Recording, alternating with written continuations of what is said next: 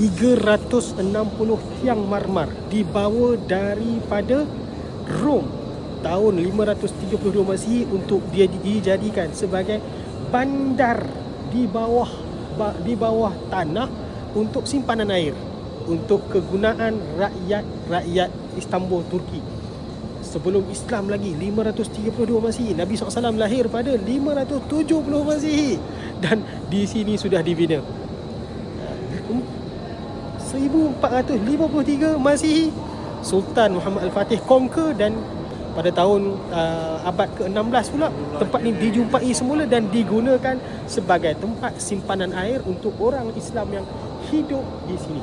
Ada orang, tuan-tuan, 360 tiang marmar daripada kerajaan Rom yang lama.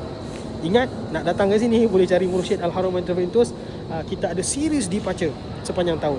Kita ada grup-grup kecil, private group untuk datang ke sini. Di mana? Di Istanbul, Turki, insya-Allah taala.